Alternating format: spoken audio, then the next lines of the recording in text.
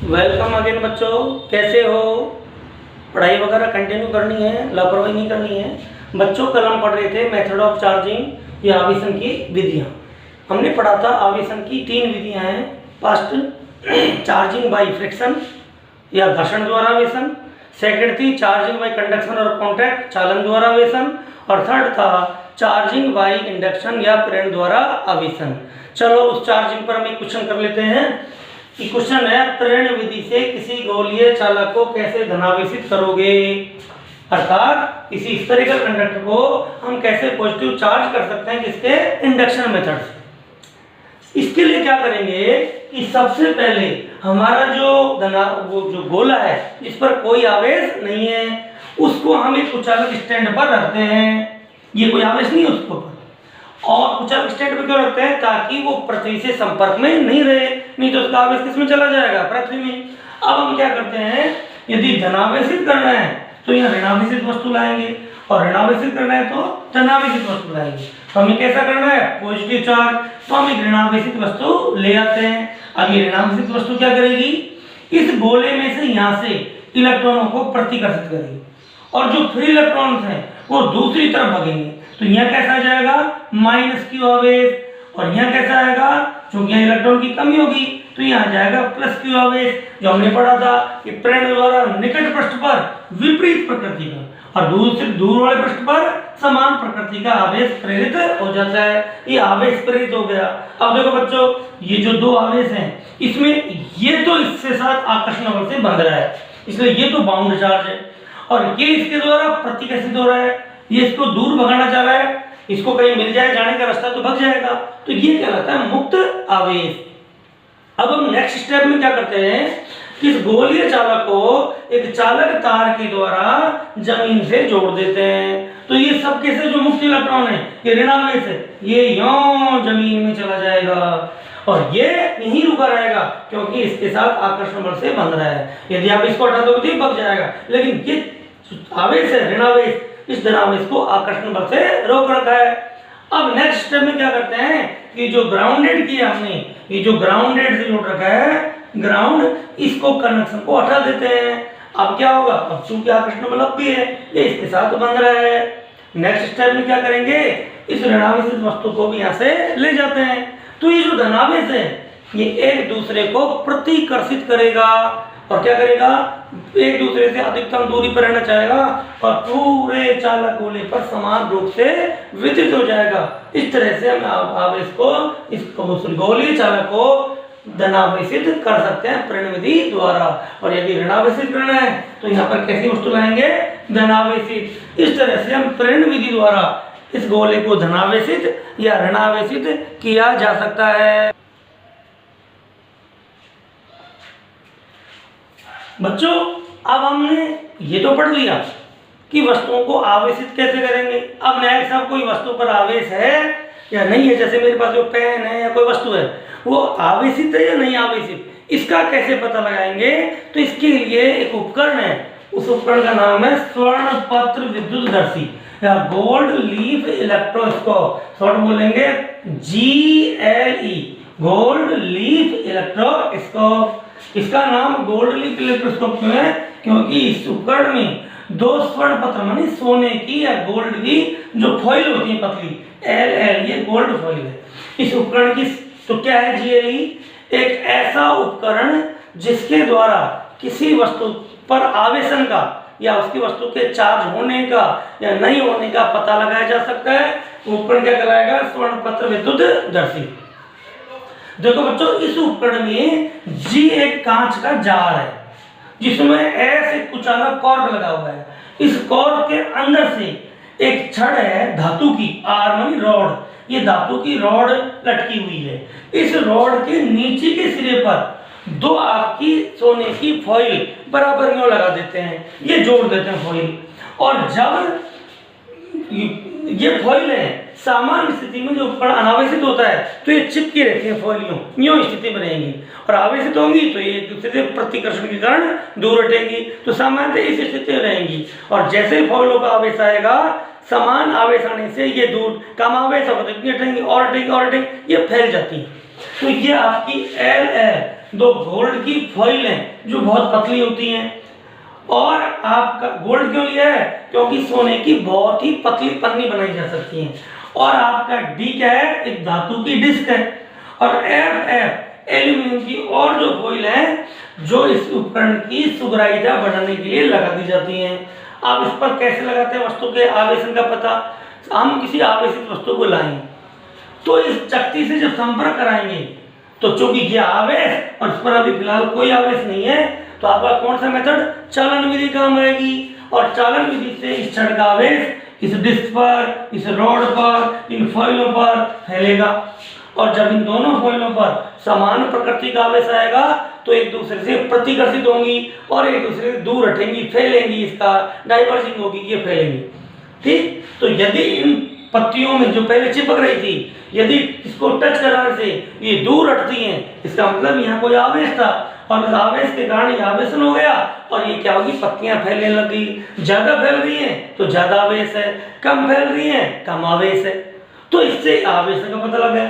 इसके द्वारा हम यदि इसको हम पहले से चार्ज कर दें किसी ज्ञात आवेश से तो हम ये भी पता लगा सकते हैं कि आवेश जो लाए वस्तु पर वो धन है या ऋण। उदाहरण के लिए देखो कि मानो मैंने इसको पहले धनावेशित कर दिया, अब यदि मैं ऋणावेशित लाऊंगा तो ऋणावेश धन को क्या करेगा? खत्म करेगा और फॉइल वापस पास आ जाएंगी।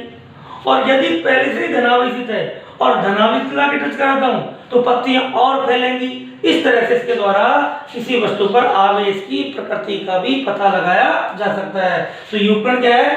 स्वर्ण पत्र विद्युतदर्शी या गोल्ड लीफ इलेक्ट्रोस्कोप। तो इसमें सामान्य से कोई छोटा सा प्रश्न पूछ ले कि उस उपकरण का नाम लिखो जिसके द्वारा किसी वस्तु पर आवेशन का पता लगाया जा सकता है या चार्जिंग का पता लगा सकते हैं। तो उसका नाम क्या है? GLE या गोल्ड लीफ इलेक्ट्रोस्कोप। तो इस तरह से हम इसके द्वारा आवेशन का पता लगाते हैं। अब बच्चों हमारा नेक्स्ट है विद्युत आवेश पढ़ रहे थे तो जब किसी भी नई भौतिक राशि आती है उसके बारे में पढ़ते हैं तो ये तो अपना फंड है कि उसके मात्रा क्या होंगे, उसका विमेय सूत्र क्या होगा। अब उस पर चलते हैं। तो क्या है? विद्युत आवेश के मात्रक एवं विमीय सूत्र अर्थात unit and dimension of electric charge.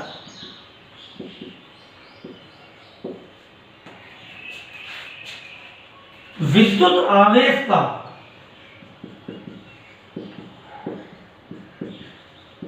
SI मात्रक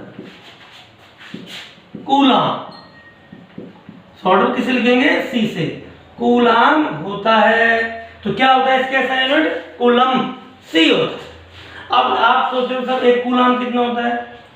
देखो बच्चों कि विद्युत धारा हमने पढ़ा इलेक्ट्रिक करंट या विद्युत धारा इक्वल होता है आवेश प्रवाह की तरफ को धारा कहते हैं, आवेश बटा समय या I equal to Q by t. तो Q इक्वल टू क्या हो गया? I T। Q क्या है? Electric charge. I क्या है? Electric current. T क्या है? टाइम। अर्थात आवेश बराबर धारा गुना समय। अब बताओ धारा, विद्युत धारा और समय कैसे है? आपके मूल मात्रक है, फंडामेंटल यूनिट है। और विद्युत धारा का मात्रक क्या होता है? एम्पियर। और इसका क्या होता है? सेकंड। तो इसको क्या कहेंगे? कूलाम। तो कूलाम इक्वल टू क्या होगा? Ampere into second. तो ये कह सकते हैं 1 coulomb equal to 1 ampere second. जो एम्पियर सेकंड को कूलाम कहते हैं। अर्थात यदि किसी तार से 1 सेकंड में यदि किसी तार से 1 एम्पियर की धारा बह रही है तो 1 सेकंड में उससे जितना आवेश जाएगा वो कितना होगा? 1 कूलाम। अब जैसे क्वेश्चन है आपका, एक क्वेश्चन ले लें हम कि 1 एम्पियर आवर, एम्पियर घंटा में कितने कूलाम होंगे? इसमें 1 एम्पियर आवर में आपकी जो बैटरियां होती हैं वो जो जितनी चार्ज होती हैं वो एम्पियर आवर में होता है। 1 एम्पियर आवर का मतलब होता है कि उससे यदि हम 1 एम्पियर की करंट लें तो 1 घंटे तक ले सकते हैं, आधे मीटर के लिए तो 2 घंटे तक ले सकते हैं। तो बैटरियों में जो चार्जिंग होती है उस पर जो आवेश होता है वो एम्पियर आवर में होता है। तो 1 एम्पियर आवर में कितने कूलम होते हैं? देखो 1 ampere hour equal to 1 ampere, और 1 आवर में कितने सेकंड हो गए? 60 × 60 ये सेकंड, तो ये हो गया 3600 एम्पियर सेकंड। लेकिन एम्पियर सेकंड को तो हम कूलम बोलते हैं, तो क्या होगा 3600 कूलम। तो 1 एम्पियर आवर का मतलब 3600 कूलम। तो यदि किसी बैटरी पर 1 एम्पियर आवर लिख रखा है, इसका मतलब उस पर कितना चार्ज है? 3600 कूलम। तो एम्पियर आवर में कितने कूलम होंगे? 1 एम्पियर आवर में 3600 कूलम होंगे। और आगे बढ़ते हैं। देखिए हमने पढ़ा था किसी भी वस्तु पर जो आवेश आएगा वो इलेक्ट्रॉन के स्थानांतरण से आएगा। तो आवेश क्या होगा? किसी भी वस्तु पर आवेश Q इक्वल टू होता है ±NE। ये हमने पढ़ा था, 1 इलेक्ट्रॉन हो तो E, 2 हो तो 2E ये होगा। तो किसी भी वस्तु पर आवेश Q है तो उस पर कुल कितने इलेक्ट्रॉन का ट्रांसफर हुआ है? N इक्वल टू हो जाएगा Q/E। अब हम 1 कूलम की बात कर रहे हैं, तो यदि Q इक्वल टू 1 कूलम हो, ठीक, तो N इक्वल हो जाएगा 1 कूलम, और ये इलेक्ट्रॉन का आवेश है, ये हमें पता है 1.6 × 10⁻19 कूलम। ये डिवाइड करें तो आ जाएगा 6.25 × 10⁻18। तो बताओ, अर्थात 1 कूलम कितने इलेक्ट्रॉन के आवेश के बराबर है? 6.25 × 10⁻18 इलेक्ट्रॉनिक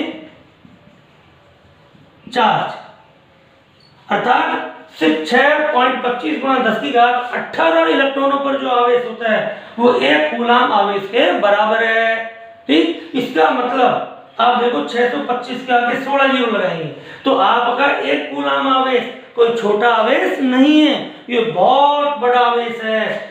ठीक, आवेश का बहुत बड़ा मात्रक है, इसलिए इसका कम उपयोग होता है। इसके छोटे मात्रक का उपयोग करते हैं। वो छोटे मात्रक जैसे हम कौन सा? मिली कूलम, 1 मिली कूलम होता है 10⁻³ कूलम। फिर उसके बाद आपका माइक्रो कूलम, ये होगा 10⁻⁻6 कूलम। नैनो कूलम, ये होगा 10⁻⁻9 कूलम। पिको कूलम, ये होगा 10⁻⁻12 कूलम। तो आपको क्वेश्चन वगैरह मिलते हैं उसमें चार्ज इस रूप में दिया जाता है, milli coulomb, micro coulomb, nano coulomb, pico coulomb. और ये आपने 11th क्लास में पढ़ा है, ये मिली, माइक्रो, नैनो, पिको, ये क्या है? प्रीफिक्स हैं जो बड़े चार्ज के पहले लगा के या चार्ज का यूनिट को बदल देते हैं। तो ये आपके इस रूप में आपके चार्ज को मेजर करते हैं। बच्चों विद्युत आवेश वो तो था आपका ऐसा यूनिट। अब आपकी जो सीजीएस यूनिट होती है आवेश की, विद्युत आवेश का सीजीएस मात्रक वो होता है स्टेट कूलम,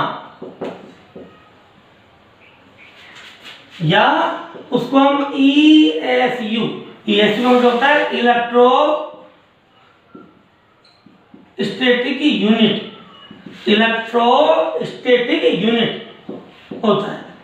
इसको फ्रैंकलिन भी कह देते हैं। 3 स्टेट कूलम या ESU या फ्रैंकलिन, ये आपका कैसा है? विद्युत आवेश का सीजीएस मात्रक है। और आपके 1 कूलम में 3 × 10⁹ ESU या स्टेट कूलम होते हैं। तो ये आपका विद्युत आवेश का सीजीएस मात्रक है। अब इसकी डायमेंशन, तो देखो इसका विमेय सूत्र क्या होगा? क्योंकि Q बराबर हो गया IT, तो Q का विमेय सूत्र हो गया, धारा का विमेय सूत्र ये हो गया A1, और समय का क्या हो गया? T1। तो बताओ Q आवेश का विमेय सूत्र क्या हुआ? M0 L0 T1 A1। ये आपका आवेश का विमेय सूत्र हो गया। इस तरह से आज हमने क्या पढ़ा?